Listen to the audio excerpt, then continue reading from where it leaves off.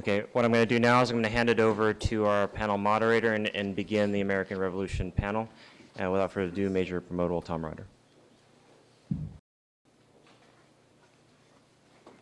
Good morning.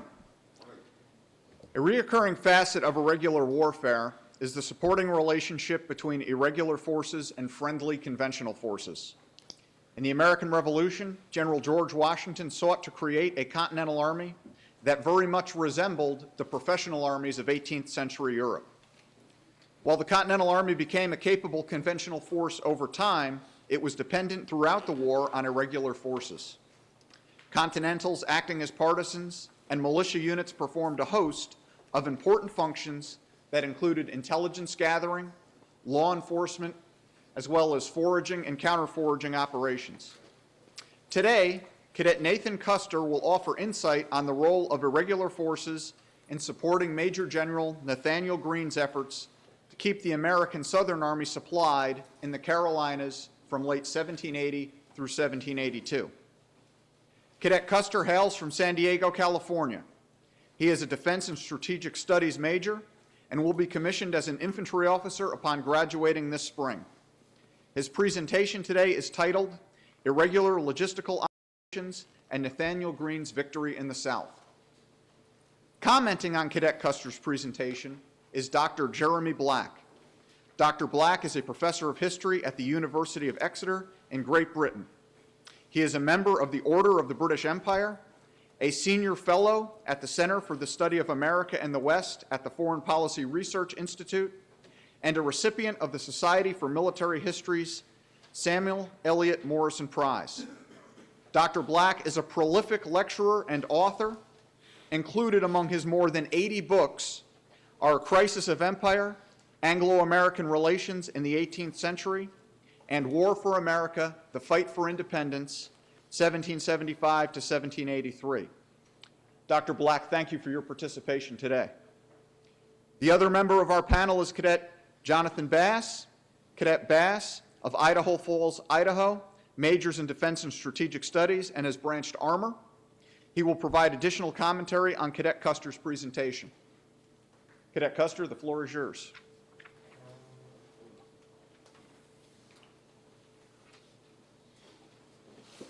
All right, thank you very much for the introduction, Major Ryder.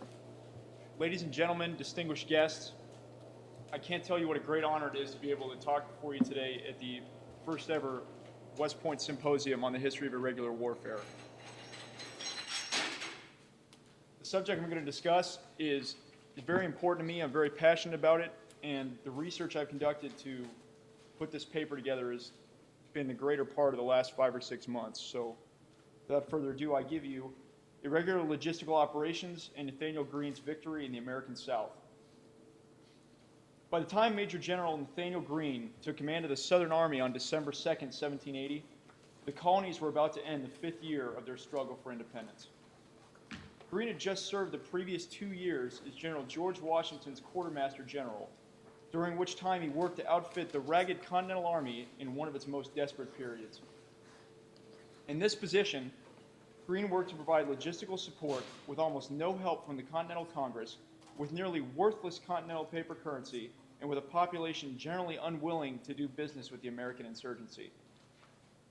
As Greene worked tirelessly to sustain Washington's troops, the British changed their strategy for conquering the rebellious colonies. Foreign threats to Florida and a stalemate with Washington in the north prompted British decision-makers to turn their attention south, where vital resources, a widely dispersed population, and a significant number of loyalists offered a greater possibility for British victory. Following the fall of Charleston in May 1780, British forces under Lieutenant General Charles Earl Cornwallis established a line of outposts that allowed them to maintain control over the interior of South Carolina. After a series of small victories, Lord Cornwallis's forces routed another Southern army under the command of Major General Horatio Gates at the Battle of Camden on August 16, 1780. Gates' defeat left the Continental Congress with the responsibility of constructing an entirely new force to counter the growing British threat, as well as finding a competent replacement to take command. On October 31st, 1780, Greene delivered a letter of appointment from Washington to the Continental Congress, making official his selection as the new commander of the Southern Army.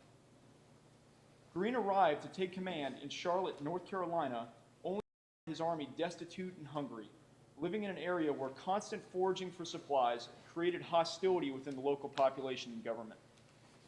Between his arrival in Charlotte and the end of his campaign in 1782, Greene developed and executed a strategy focused primarily on sustaining the Southern Army by avoiding decisive battle with Cornwallis's initially superior force. Greene implemented this strategy by supplementing his conventional logistics system with irregular operations for collecting and transporting supplies. This allowed Greene to sustain his army while constantly moving and preventing the British from effectively exploiting supplies from local sources. Greene's campaign of maneuver wore down the initially superior British force in the rural terrain of the Carolinas over time. Simply stated, given the political, economic, and social situation in the Carolinas, Greene's effective employment of conventional logistics operations, supplemented by irregular operations, was essential to sustaining his army in a campaign of constant movement. This campaign caused the British to overextend their supply lines in pursuit of the Southern Army and forced Cornwallis to fight at times and places of Greene's choosing and often to his advantage. Cornwallis's inability to supply his soldiers while in constant pursuit contributed to the British decision to withdraw from the Carolinas in 1782. The significance of Greene's operating environment necessitated irregular logistics operations for two reasons. First, the Continental Congress could not adequately supply the Southern Army through its own power. British naval supremacy forced the Southern Army to use the poor secondary road system, which made supply transport slow, difficult, and expensive. Growing American war fervor and infantry-focused recruiting created a negative stigma classifying quartermaster department jobs as draft dodging and cowardly. The resulting lack of teamsters, drovers, hostlers, harness makers, farriers, wheelwrights, and wagonsmiths in the Continental Army left the Continental Congress unable to transport the minimal resources it could procure. Problems with currency became most substantial in 1780 when financial crisis resulted in the hyperinflation of Continental paper money. This resulted in lost bids with distrustful merchants and contractors, as well as competition for resources that left the government bidding against itself at staggering prices for much-needed supply. Second, state governments were largely uncooperative with the Continental Congress and made it difficult for the Southern Army to obtain supplies. Efforts to centralize the supply system between the state and central governments, such as a specific tax system of early 1780, failed because the Continental Congress had no power to enforce state compliance and state governments had no incentive to fully support the initiatives. As a result, the Southern Army received very little and focused on gaining support directly from state legislatures rather than the Continental Congress. Greene's work of pressuring state legislatures for support began with his appointment to command in October 1780. After leaving Lieutenant Colonel Christian Febiger in Philadelphia, in Greene's words, for the purpose of forwarding the public stores provided by the different departments for the Southern Army, Greene traveled to Maryland and Virginia to request provisions from as many sources as possible before reaching Charlotte. After taking command, Greene dispatched members of his logistical staff to state capitals hundreds of miles from his main body to forward shipments of any available supplies. Despite actions by Greene's staff and state legislatures and to implement the specific tax, these efforts failed to provide the Southern Army with sufficient quantity of resources. These failures, along with the difficulties of Greene's environment, prevented the Southern Army from functioning solely on conventional logistics and required the supplementary use of irregular logistics operations. Greene's intention of combining conventional and irregular operations became clear as early as October 1780, when he wrote to George Washington that he would divide the Southern Army into two parts. This decision supported his campaign strategy based on maintaining movement throughout the Carolinas while threatening British garrisons